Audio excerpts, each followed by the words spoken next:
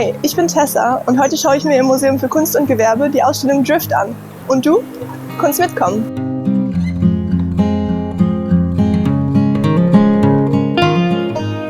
Das erste, was ich sehe, als ich reinkomme, ist dieser gigantische, bunte, im Raum über mir schwebende Ball, der von innen leuchtet. Und als ich drunter stehe, sehe ich, dass die Kugel aus ganz vielen kleinen Plastiksachen besteht. Aus Zahnbürsten, Flaschen, Deckeln und Spielzeugen und dass das alles nebeneinander an durchsichtigen Fäden aufgehängt ist. Die Arbeit heißt Tide 200 und ist von dem britischen Künstler Stuart Haygarth, der Fundstücke vom Strand säubert und sammelt und sie dann zusammensetzt. Und ich mag, wie bunt es ist und dass es leuchtet, aber gleichzeitig macht es mich auch irgendwie traurig, wenn ich daran denke, wie viel Plastik noch immer da draußen schwimmt. Für 20 € bekomme ich als Studentin ein Ganzjahresticket. Wie cool ist das denn? Als ich reingehe, höre ich schon so ein paar Klänge der Musik. Aber bevor ich reingehe und mir die Ausstellung anschaue, werde ich erstmal meine Sachen zu den Schließfächern bringen. Unten angekommen begegne ich einer Herde kleiner Menschen, die mich fast über den Haufen rennen. Diese Schließfächer erinnern mich einfach so sehr an Piet Mondrian. Kann das sein? Geht's noch jemandem so? Schreib's mir bitte in die Kommentare. Diesmal gibt's Gott sei Dank keinen Bügel, wo meine Jacke runterfallen könnte, aber ich habe vom MKG so einen Chip bekommen, weil Hartgeld sowas von 2008 ist. Und noch so ein Klebchen, was sie extra farblich auf meine Mütze abgestimmt haben. Richtig lieb von denen. Und jetzt geht's endlich in die Ausstellung, die Treppe hoch, und ich höre schon diese Musik, diese Klänge vom Anfang, die einfach von den Wänden widerhallt, und es klingt so cool. Hört mal bitte.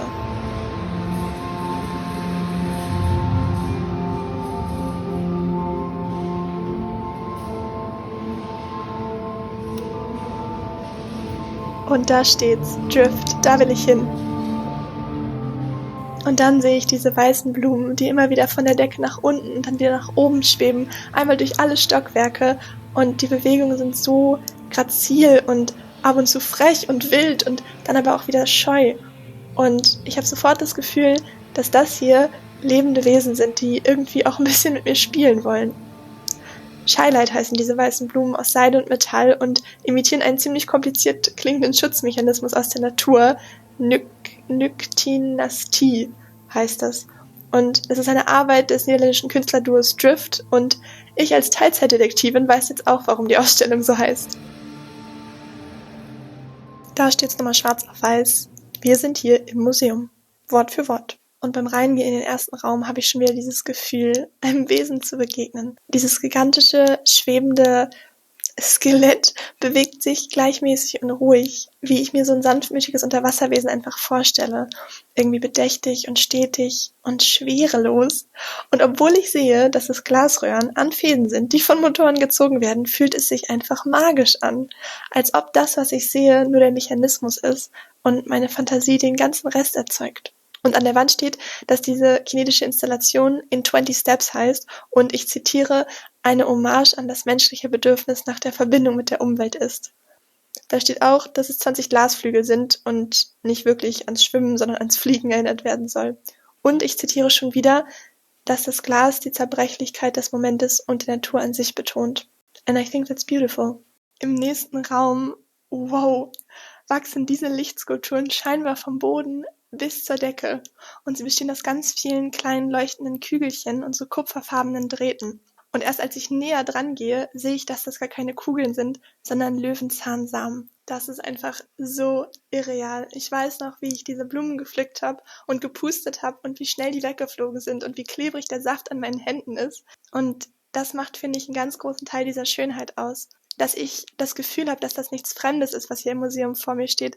Die Lichtskulpturen haben den Namen Fragile Future 3 und es ist eine Verbindung aus Technologie und Natur im Hinblick darauf, wie sich das in der Zukunft miteinander vereinen lassen könnte. Jeder einzelne Löwenzahnsamen wurde einfach von Hand gepflückt, was verdammt viel Arbeit ist und genau deshalb ist es auch, und ich zitiere, ein Statement gegen die Massenproduktion und die Wegwerfgesellschaft.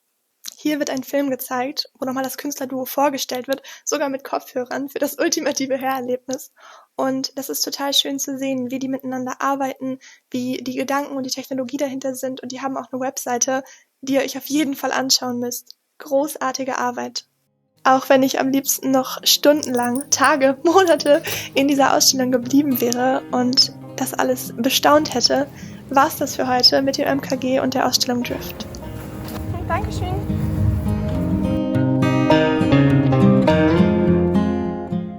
Ich komme gerade aus der Ausstellung und ich bin noch maximal geflasht, weil das einfach so ein Erlebnis war. So ein Gefühl, in diesem Raum zu stehen und was das mit einem gemacht hat. Also kein Video wird jemals so gut sein wie ein Museumsbesuch. Einfach weil dieses ganze Gebäude einfach ganz viel dazu beiträgt, dass einfach diese Kunst so gut wirken kann. Ich war echt wie in einer anderen Welt. Einfach die Atmosphäre, es fühlte sich total magisch an. Ich glaube, das beschreibt es am besten. Es fühlte sich magisch an. Ein magischer Museumsbesuch. Ich glaube, das Krasse ist auch einfach immer das erste Erlebnis. Dieses Wow-Gefühl, diese Überraschung und dieses sich drauf einlassen und so. Geht ins Museum, Leute. Geht ins MKG. Guckt euch diese Ausstellung an. Es ist der Wahnsinn.